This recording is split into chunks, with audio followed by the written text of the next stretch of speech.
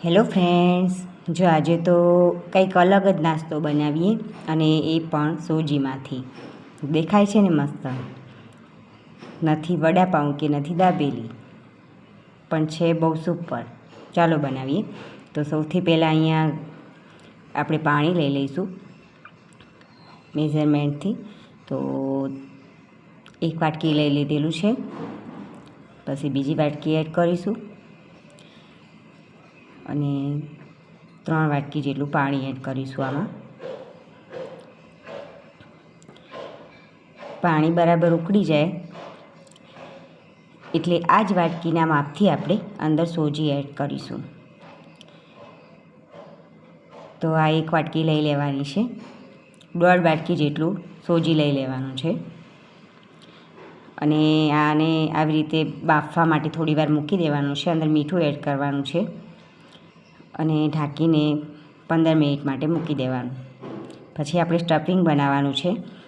તો તેલ ગરમ થઈ ગયું છે તો રાઈ જીરું હિંગનો વઘાર કરીને બટેટાનું એવું સિમ્પલ એવું સ્ટફિંગ બનાવવાનું છે.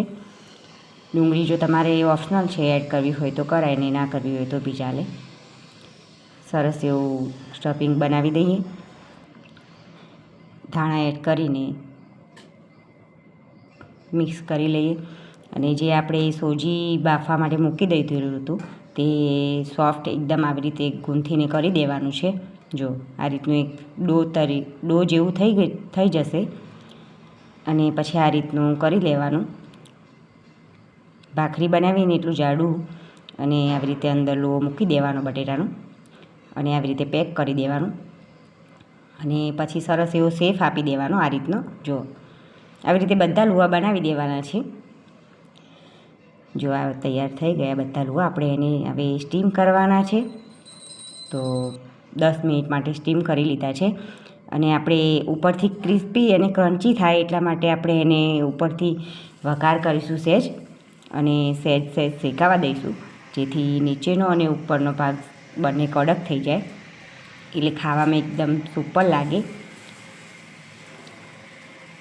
1 ચમચી જેટલું તેલ લઈ અને રાઈ જીરું હિંગનો વઘાર કરી અને પછી આવી રીતે ઉપર મૂકી દેવાનું.